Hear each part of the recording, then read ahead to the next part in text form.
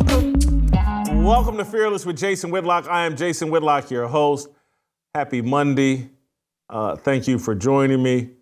Very serious show planned for you today. I hope that it's a great show. I think it'll be a great show, but it's just going to be me and you chatting for an hour or so about the events happening in Israel and the events and how they could impact us here in America.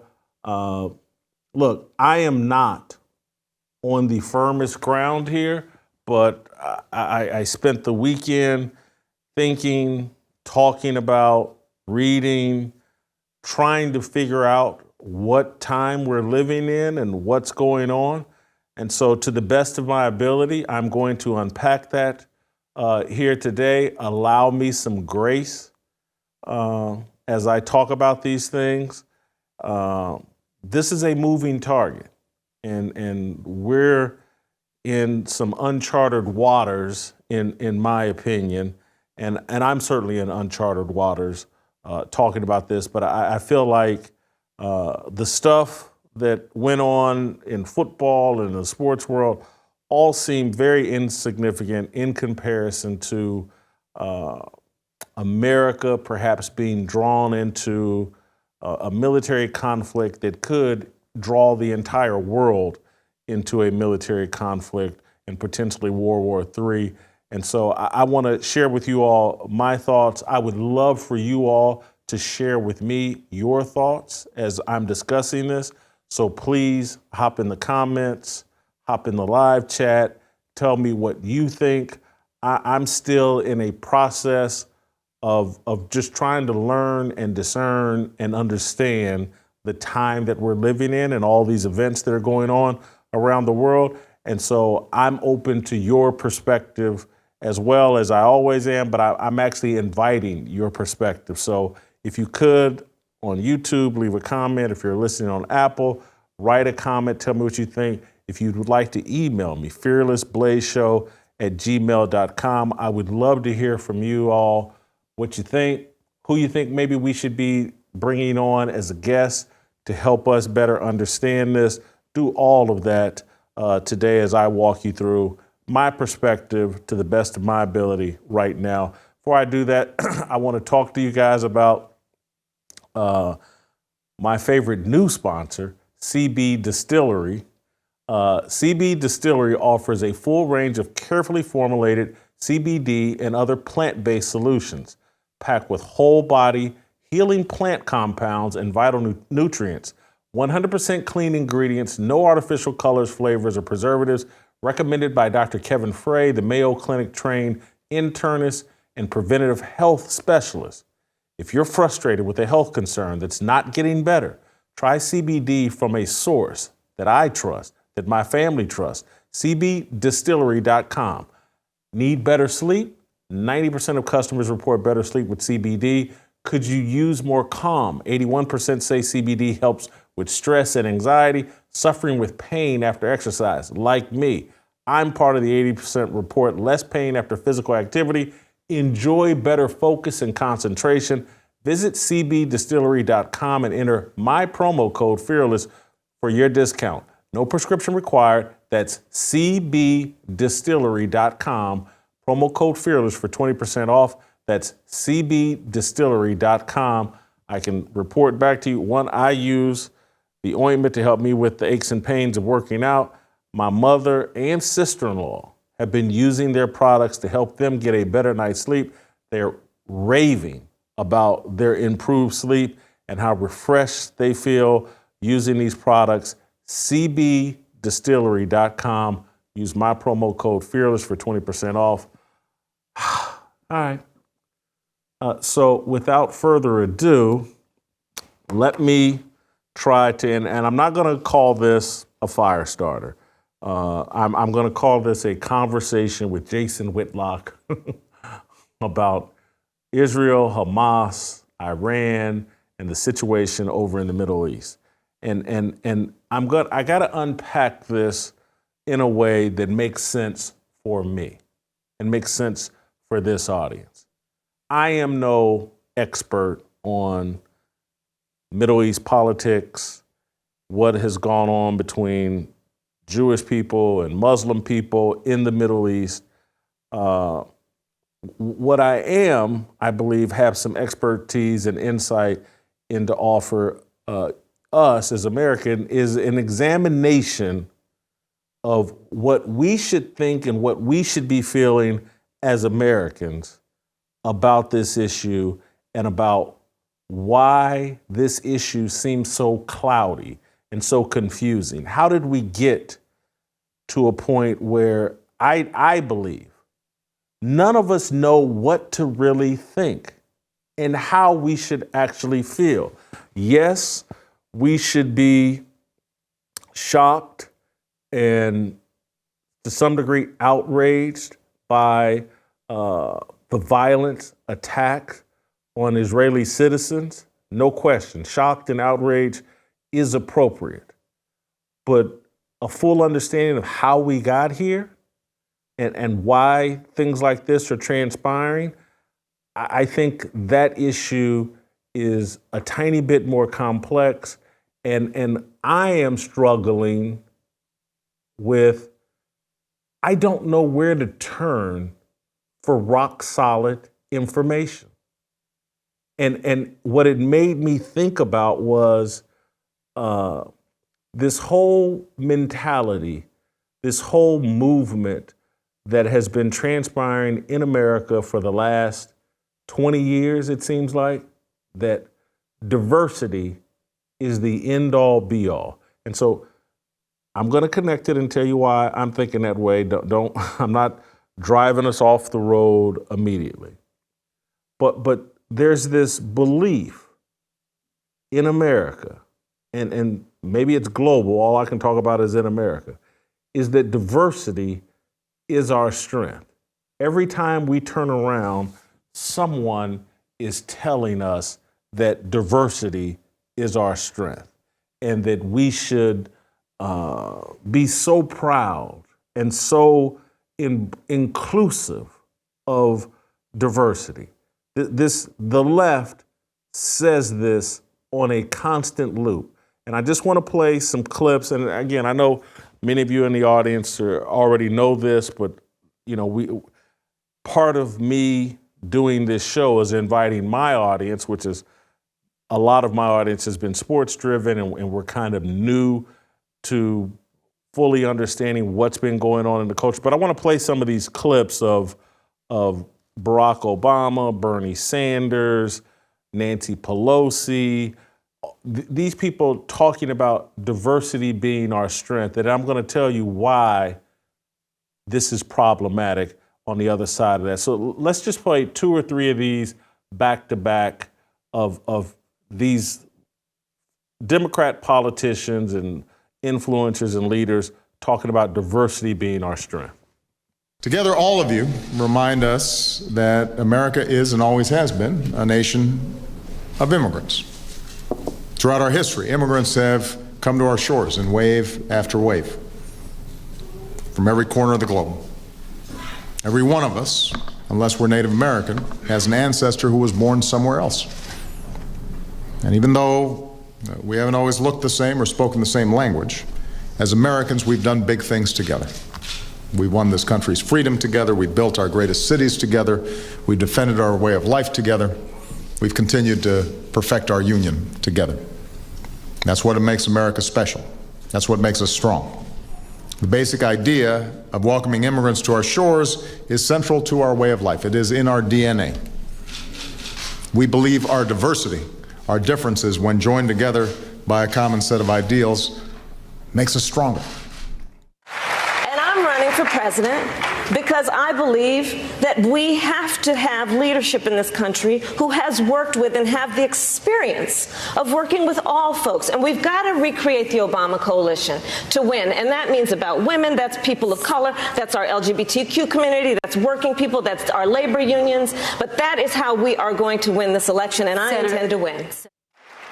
Our diversity is a strength. It is not a weakness. An economic strength, a competitive strength, a cultural strength. Our diversity is a strength. It is not a weakness. We are a gorgeous mosaic of people from throughout the world. As John Lewis would sometimes remind us on this floor, we may have come over on different ships, but we're all in the same boat now. We are white, we are black, we are Latino, we are Asian, we are Native American, we are Christian, we are Jewish, we are Muslim, we are Hindu, we are religious, we are secular, we are gay, we are straight, we are young, we are older, we are women, we are men, we are citizens, we are dreamers. Out of many, we are one. That's what makes America a great country. We all want to thank the President for making all the difference in the world, with an agenda of diversity, inclusion, innovation, and justice, always for the children. There's other clips I could play you, but I don't want to be redundant. You know, everybody on the left has made this argument about diversity and how it's our strength. And everybody's bought into it, it seems like, all corporate America. But diversity is not our strength. Shared values had been America's strength. Shared values among people that look different had been our strength. And now that they have destroyed that, shared values, now that we have no shared values and everybody focuses in on, hey, what's your skin color? Who do you have sex with? What do you feel in the moment? Has that been validated? What's your pronoun? Men can be women. Women can be men. We no longer have shared values. And that's why there's so much confusion right now among many of us, among most people. It's like, we don't know how to react to the events that have gone on in Israel. We are no longer a Judeo-Christian culture. We don't have shared values. And that does not mean that there was some magical time when everybody believed the exact same thing. There was no magical time when that was a fact. But there was a magical time where there were certain truths and certain things that most of us believed about America and believed about America's founding and believed that America was a force for good in the world and in this country. There was, for most of us, a belief in God, a belief in a higher power. There was a belief at our founding that our rights came from an inalienable and a creator from above. Our inalienable rights came from a creator above. We no longer believe that as a majority. We have overdosed on surface level diversity and overdosed on inviting in people who completely disagree with our founding and our founding fathers and our founding principles. Completely disagree. And so America cannot move as one. America can't move as two or three or four. We've overdosed on diversity, and now everybody and what everybody thinks is most important and affirming everyone's feelings and thoughts, no matter how stupid, no matter how uninformed, is most important. We now have a Supreme Court justice who refused to say what a woman is. And so when you move off of foundational truths, biblical, Genesis, foundational truths, man and woman, one creator, when you move off of that foundation, everything becomes very, very cloudy and you don't know what to think about anything. And that's where we are here in America. And that's where we are here in the world, because we have been the leaders of the free world, the greatest influence on the world. We are totally locked into chaos and confusion because we've moved off our shared values and we've moved off any standard of truth and facts. And so if you're wondering why there are so many, this whole potpourri of opinions about how we should feel about what's going on in Israel, who's right, who's wrong. And again, I don't have the answer about who's right and who's wrong in the dispute between Israel and Palestine. I know what Hamas did is wrong and criminal and worthy of a response. But there's a whole segment of America that's actually pro-Palestine, sympathetic to Hamas, and thinking Israel has gotten what it deserves. And those people live right here and have political power right here in America. Elon Omar, the representative out of Minnesota. She's a Somalian. I want to read you her tweet about what's gone on in Israel. I condemn the horrific acts we are seeing unfold today in Israel against children, women, the elderly, and the unarmed people, or the unnamed people who are being slaughtered and taken hostage by Hamas. Such senseless violence will only repeat the back and forth cycle we've seen, which we cannot allow to continue. We need to call for a de-escalation and ceasefire. I will keep advocating for peace and justice throughout the Middle East. That's Elon Omar. Here's Elon Omar with a pro-Palestine tweet. Reminder, Gaza doesn't have shelters or an iron dome, and to please pray for them. May peace prevail in the region and move us towards a moral awakening to care about the human suffering we are seeing. Palestinians are human beings who have been besieged and are deserving of protection from the international community.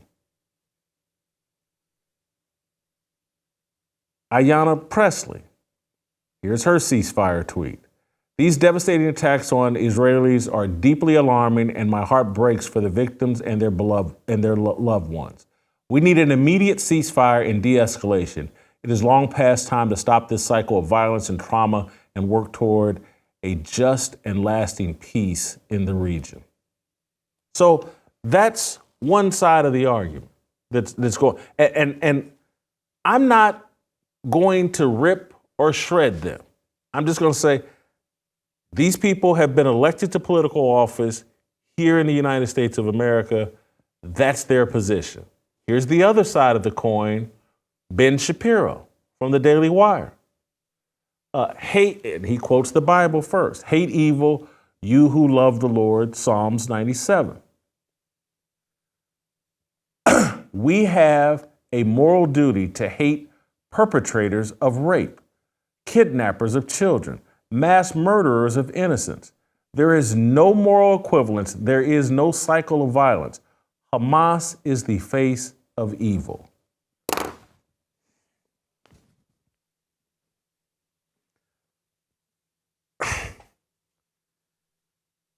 I'm telling you, and it's not that I'm caught in the middle. I'm just confused. I don't know what to believe. We have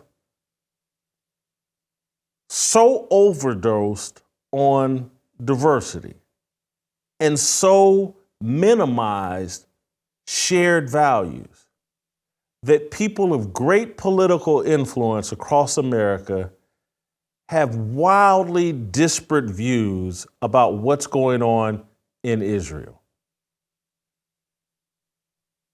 Wildly disparate views. They're attacked by Hamas, and one group is arguing, blow Gaza, Palestine, blow them all to smithereens. And the other group is saying, hey, be sympathetic, de-escalate, ceasefire. Their sympathies are with the other side. I've seen people, images of people protesting, queers for Palestine and all this. We've overdosed on diversity. And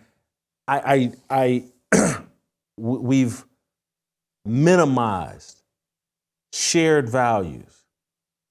And we've confused that, hey, everybody thinking whatever they want, that's what makes America great. There's no nation that can survive under this mentality.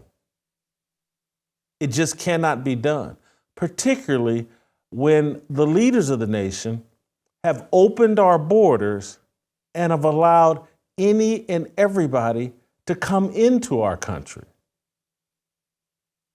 This is insanity. This is insane, and this is what concerns me, because again, I'm no expert on Israel versus Palestine. What I am an expert on, to some degree, is like, hey, this is unsafe, allowing all of these people who don't share our values, have no respect for our founding documents or our founders, don't believe in the American way. We can't even agree on what the American way is.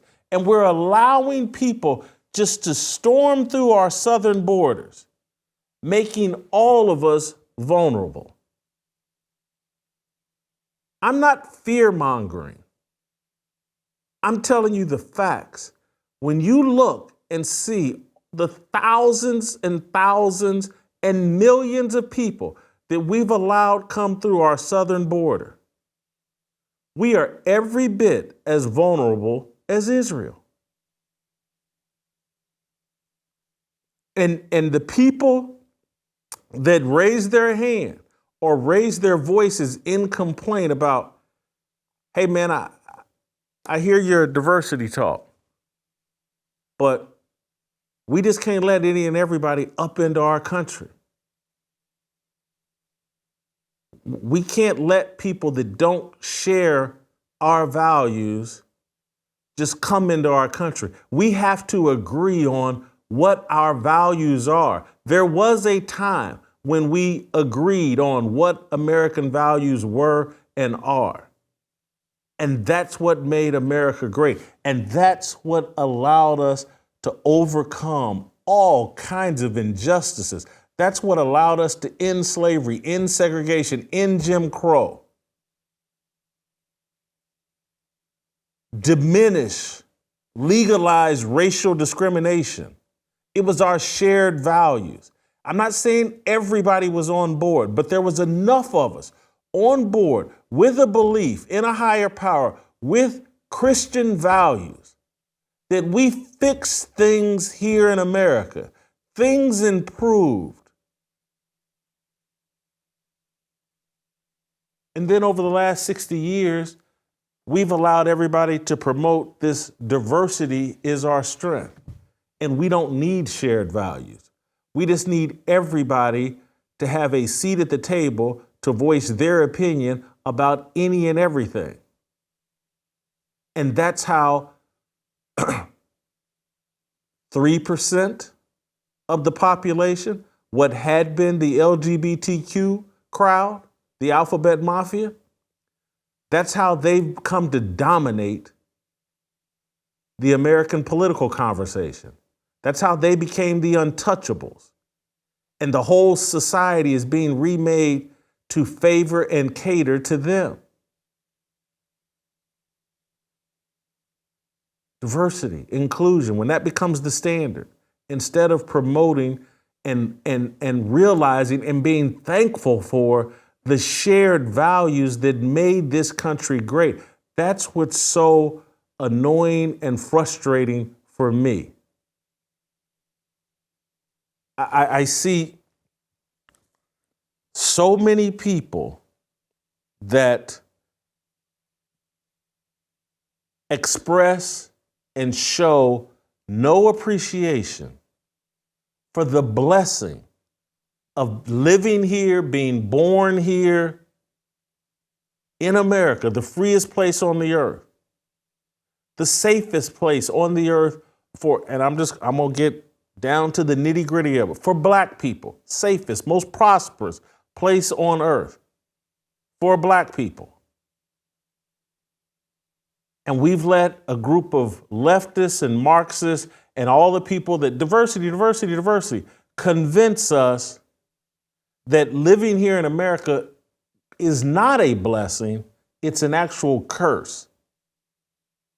And we need to do everything we can to disrupt the Judeo-Christian culture that made America great and made this place here, right here in America, the safest, most prosperous, most opportunity-rich place on the planet for everybody, including black people. Let's disrupt that. Let's hold hands with every group of people that have a problem with America, every group that thinks they're a victim, every group that thinks they've been exploited by America. Let's hold hands with them. And again, I spent this weekend reading the book of Judges and just reading the Bible it was my plan before this thing went on with Israel to read the book of Judges, just because I've been thinking a lot about idolatry and just thinking about what's going on in the world. And then the thing with Israel happened, and I just happened to be reading the book of Judges and reading people's commentaries on the book of Judges. And we talked about it last week with Anthony and Virgil. And I know this is Old Testament, but I just think about the people that use their Christian faith to survive and overcome slavery, to survive and overcome segregation and Jim Crow and laws on the books that discriminated against them. You use Christianity to overcome all of that. You use your relationship with God. You lean into God. You pray. You gather with other Christians to overcome all of that. And then once you have the freedom, then you abandon God and partner up with the secular elites so that you can do whatever you think and whatever you feel. And we think there will be no punishment for that? If my understanding of the book of Judges, the people in Israel at that time, and I'm relating this to us here in America, because again, I'm no expert on Israel, but I'm talking about what we're doing here in America. We're walking away from our faith, black, white, all of us, for this secular society. And we've got leadership that's allowing wicked people to enter through our southern border.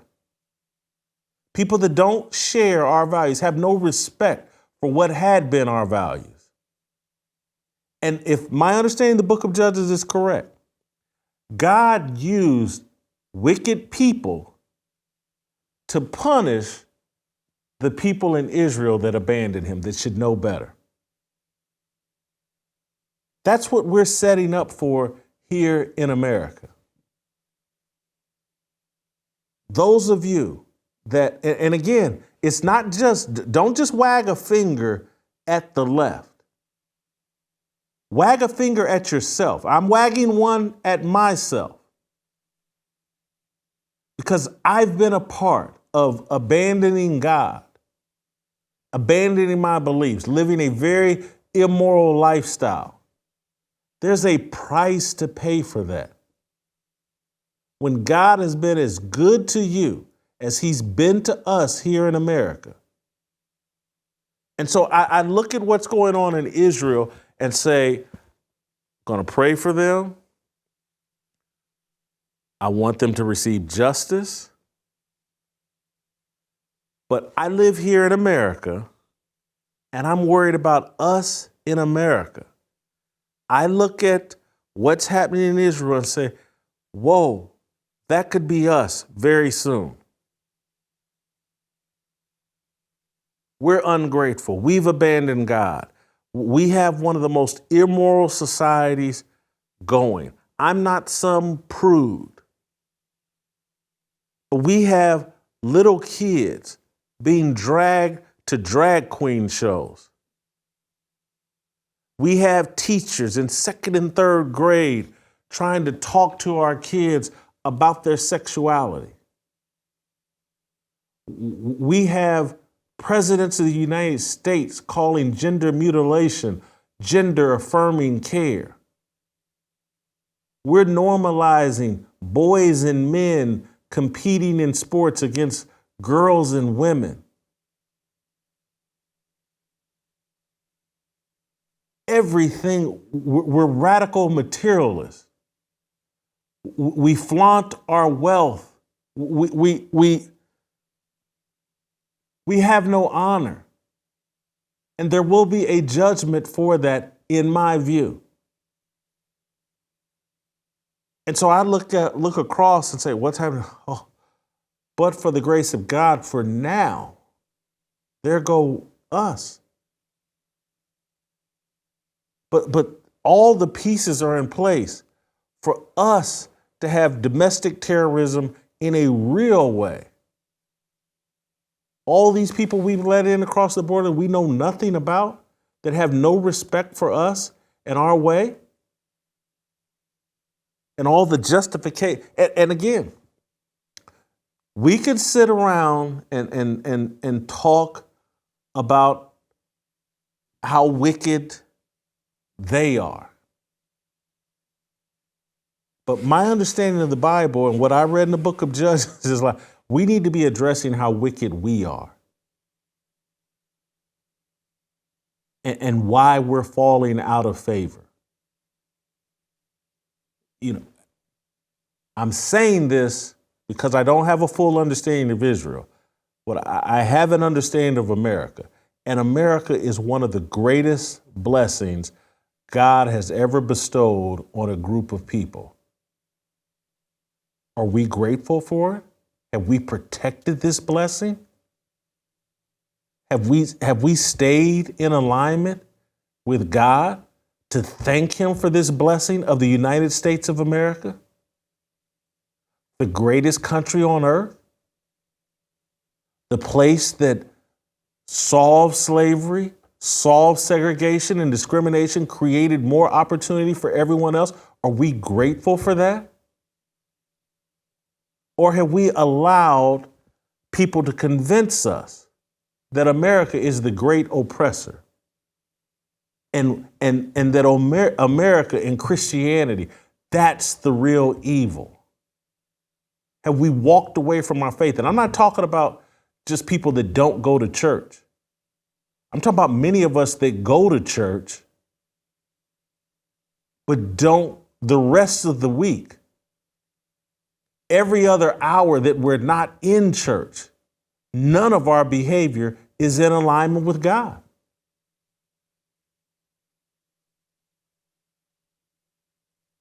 And again, this is where I got into the whole sports thing about the idol worship.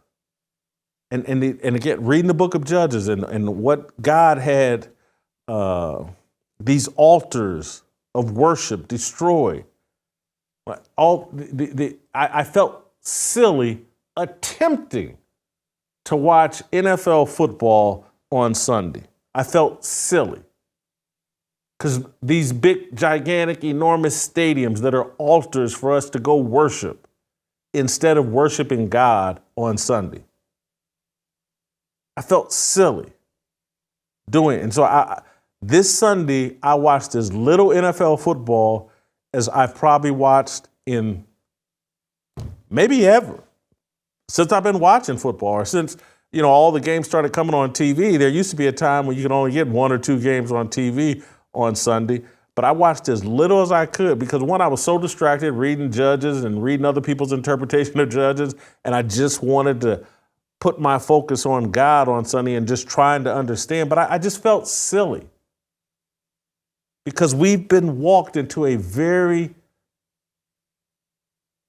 idolatrous and silly time where our focus is so taken off God and so on chasing material wealth, entertaining ourselves, as Roy says, jerking off, porn, all of this stuff, and what we've allowed to go on with young people and with kids. There's a judgment coming for us here in America. It's already taking place. Many of us, you watch this show, you're already frustrated and you're like, oh, look at what's going on. My whole way of life is being destroyed. And it's because we allowed it. Don't blame them. Blame yourself. Blame us. We allowed it. If you wonder, and again, not defending any of these terrorists. But they are motivated, I'm not defending them, they are motivated by our wickedness. We look so hypocritical to them. We look so stupid, immoral, hypocritical to them that they hate us. We're wagging a finger at them. They're wagging a finger back at us. Look at what you tolerate. Look at what you promote. Look at what you celebrate. You have a Pride Month. You have a Pride Month. Your children are being taken to parades and men are wiggling their balls, bats and balls in front of the kids while your kids go tuck dollars. This is legal in your society? Your politicians defend this?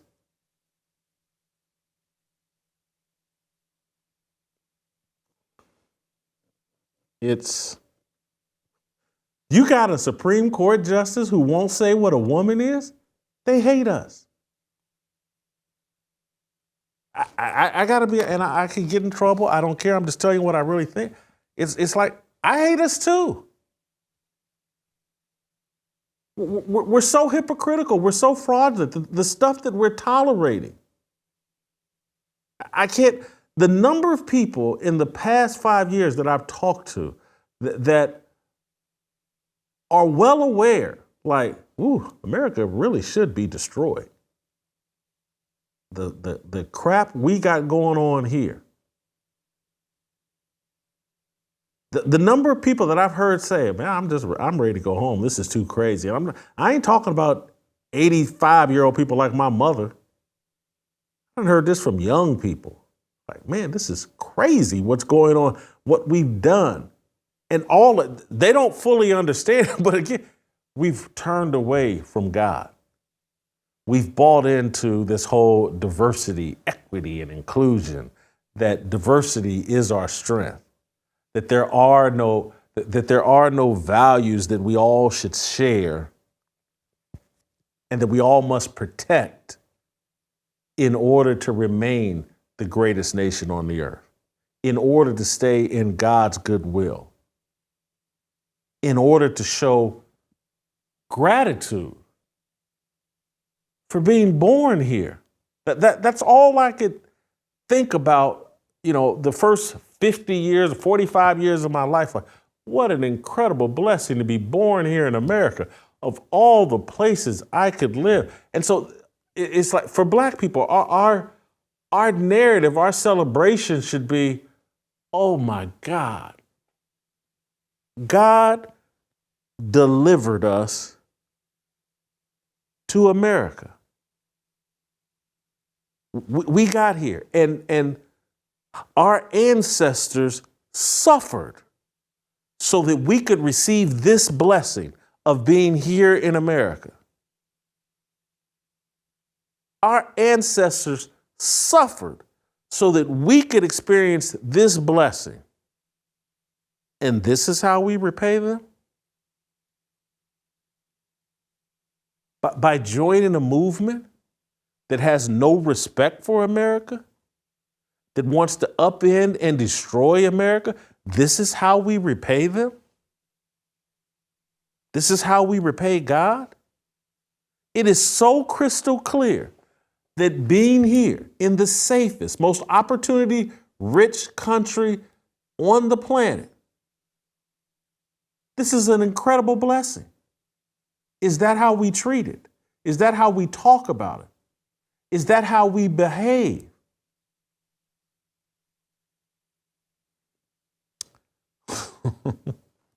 So,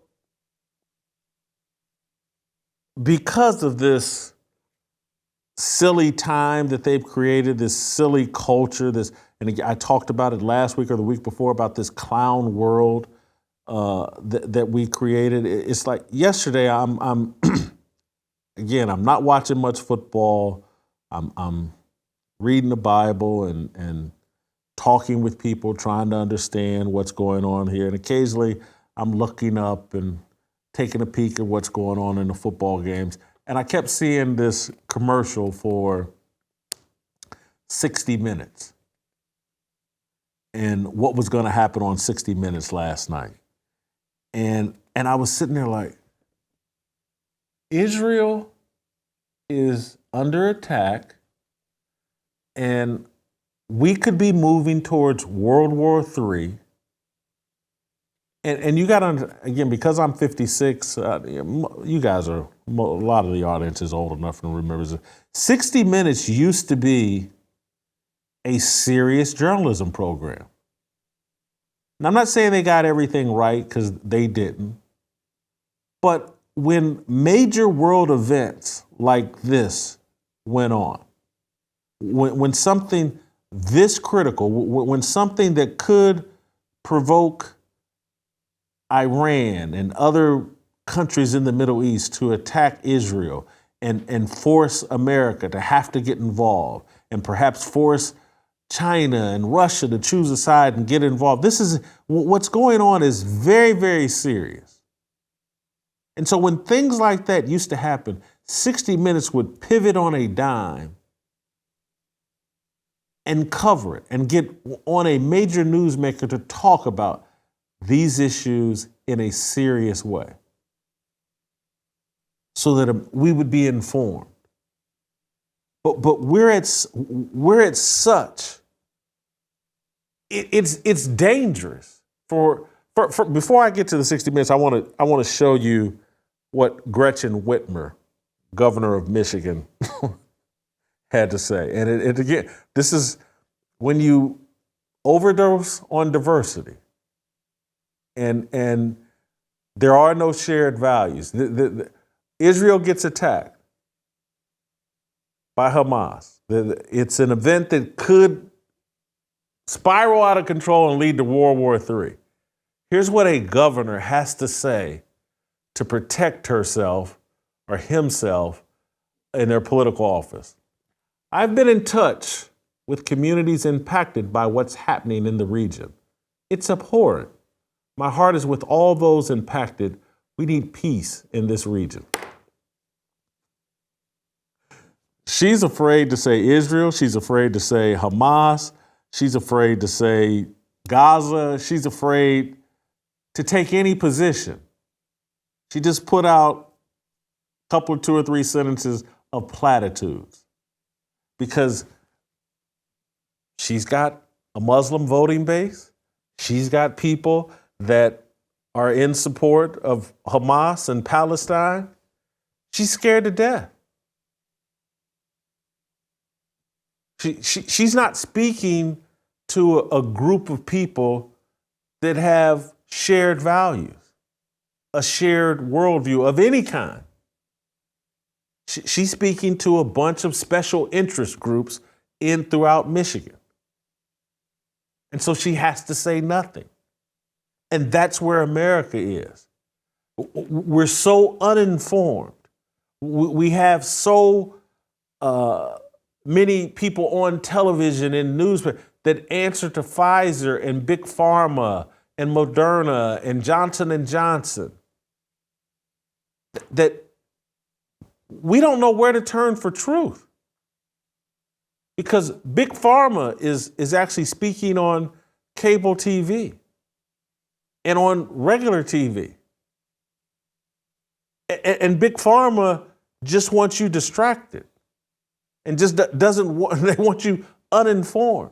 And so I'm, and again, this is the old me, and I haven't watched really 60 Minutes in a long time, but again, I was just sitting there like, we're at the brink of World War III, and 60 Minutes is doing a profile on Rich Paul? A profile on Rich Paul. The world is potentially going up in flames. And the alleged journalistic institution of record for television is doing a profile on Rich Paul tonight, right? So football game just takes place on CBS. You can funnel that football audience into a conversation about world events that are impacting their lives. You could funnel that audience into a discussion like, hey, you know, we've opened our borders and I bet you we got people from Hamas living here. You could do that, but that's not what Big Pharma wants us to do. And so we got treated to a video of Rich Paul, who's, for those of you that don't know, he's one of LeBron agent's friends from high school that LeBron installed as his agent. And he's an NBA agent. And they treated this guy as if he's the first NBA agent, black sports agent in the history of sports, which is a joke and not true. And then they allowed him and they packaged him as if his life spent, and I'm not joking, and we're going to play a small clip here, but you watch it, and the overall message was, hey, Rich Paul was a dope dealer, a gambler, and a street hustler. And that's where he got his education and how he became the most powerful sports agent in the NBA. That was his training ground. And young men out there, you can go through the same training ground. Being an NBA agent is no different than being a rapper. Shoot dice, deal drugs, hustle in the streets. That will prepare you. Play the clip. So your dad's store was just right in here? Yeah, and this was my world. This now empty corner was a hotbed of activity, legal and illegal. It was a shootout right here on this corner. Big Rich taught his son to always think 2 steps ahead. He scraped together the money to send him to a Catholic high school away from the neighborhood. Still, there was no avoiding the streets. You don't know what you're in. That's your norm. That's my norm. Sardines out the can, that was today's version of tuna tartare on the Waldorf rooftop. You know? This was my education, though. This was my Harvard, my Michigan, my Morehouse. And the same things I learned on this corner, I take it to the boardroom. Because the one thing this teaches you that I don't think you can learn from those institutions is people, characters. And on these streets, it's no better way to learn character because they're coming with everything. His dad taught him another skill, a way to make money if all else fails, with a pair of dice. Paul and his best friend, Edward Givens, were regulars at an open-air casino in the park. 50 people crowded around this little area, and the energy was high. It was an arena. And Rich Paul was a natural. And how much would you earn? I mean, a slow day was $1,000.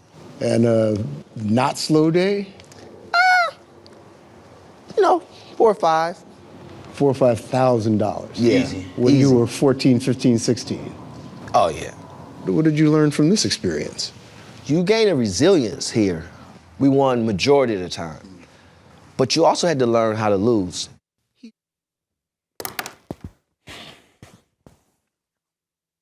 I just want to, why I'm playing you that, and just this clown world, and a world worthy of judgment, a world worthy of harsh judgment. So you got a football audience. There's a crisis that 60 Minutes is aware of, and everybody's aware of black fathers and their kids. And so here's a world at the brink of potentially World War III, has an opportunity to talk about that and something real, instead chooses to take its football audience that a lot of black men indulge in and black young kids indulge in, take them and drive them to 60 Minutes so that 60 Minutes, Rich Paul and whoever the interviewer was, that's not Ed Bradley. Ed Bradley's dead. I don't even know the guy's name. That's how little attention I pay. But and the message is, Rich Paul's dad gave him a life skill, shooting dice. And Rich Paul used that life skill to become the most powerful agent in all of professional sports. So dads, young men, teach your 12, 13, 14-year-old boy to shoot dice.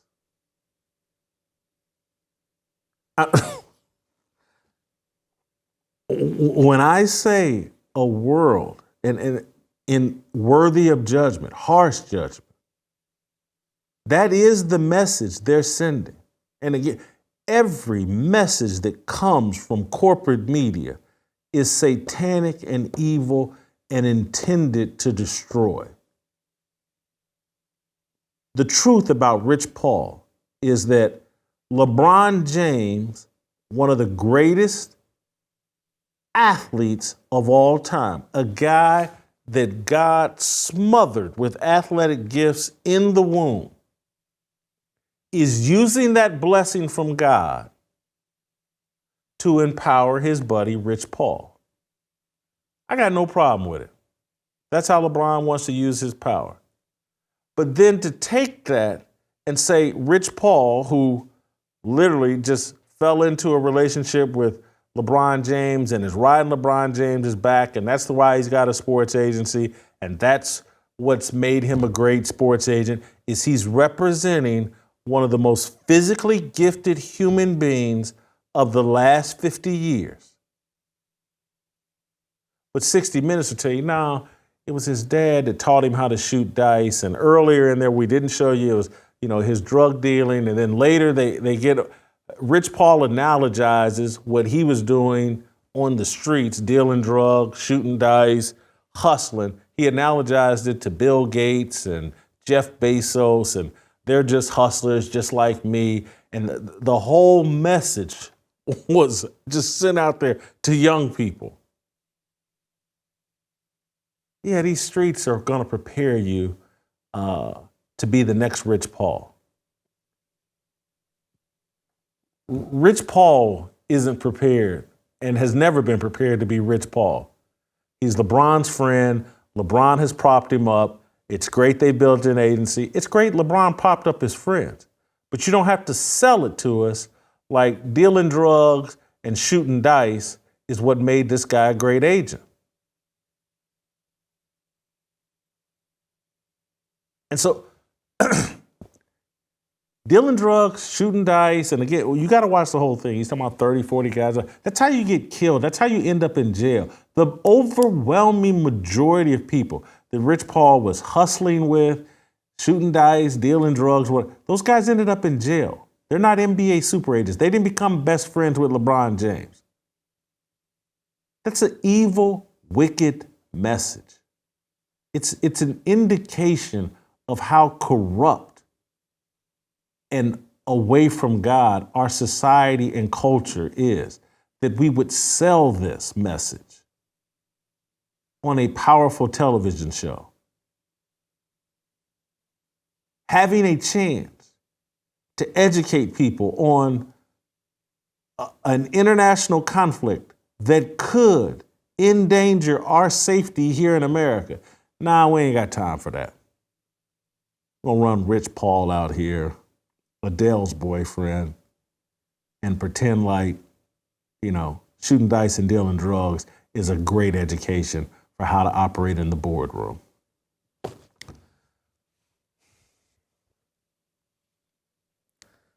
We have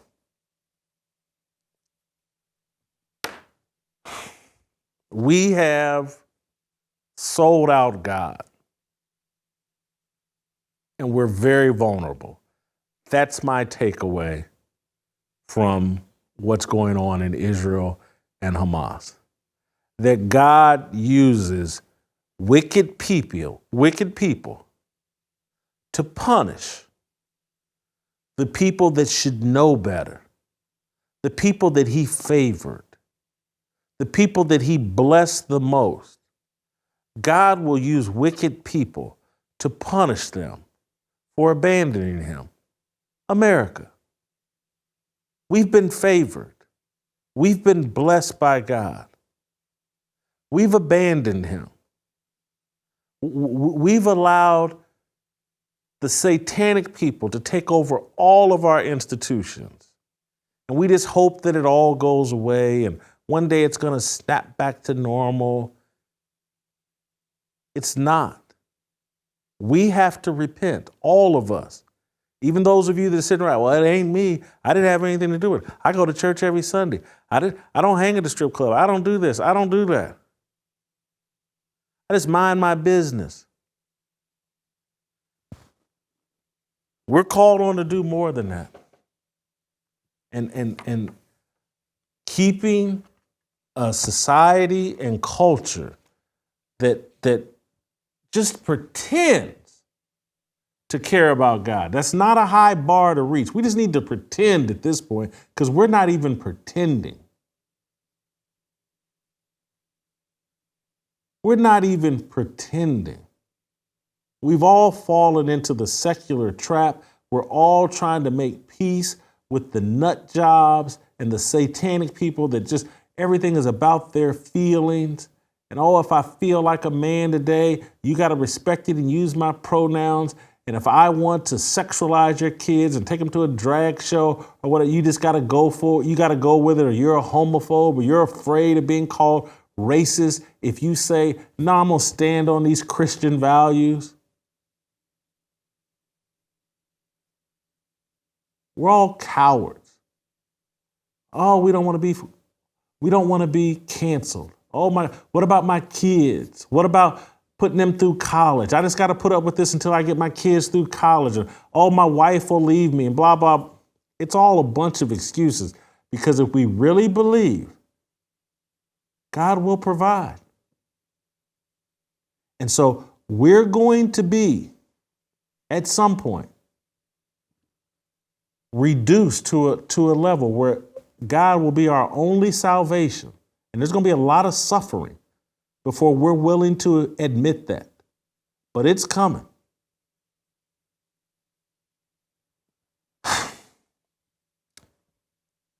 That's my take on Israel and Hamas.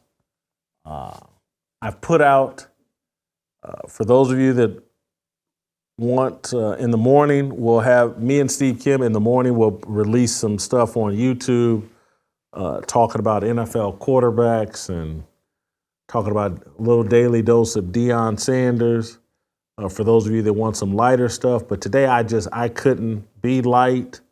I couldn't avoid this topic. I don't know if I'm going to be avoided the rest of this week. I've asked Virgil Walker to come into town to help me further talk about this. But we're going to put out a lot of content this week because I need to talk about what's really going on.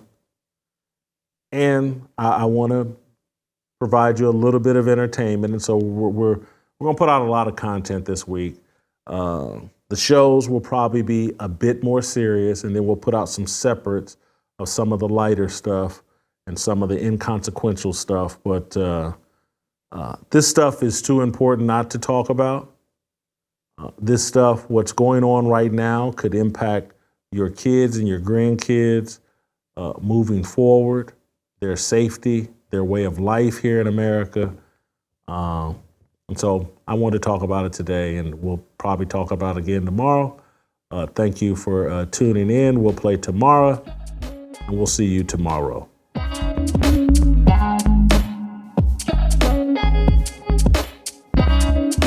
Waiting for the countdown, coming off the breakdown, standing in line for freedom. Looking for a breakout, feeling like a standoff, nothing in life like freedom. Came in like a fighter, striking like a ladder, making all these moves for freedom.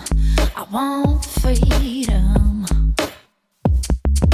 No negotiation, my sister, no relation. We all just wanna have freedom. Sitting on a corner, never been alone. I'm breaking my back for freedom. Blessed, we are living, get back. We are receiving, all deceiving. We all wanna be free. We want freedom. I wanna be. I wanna be.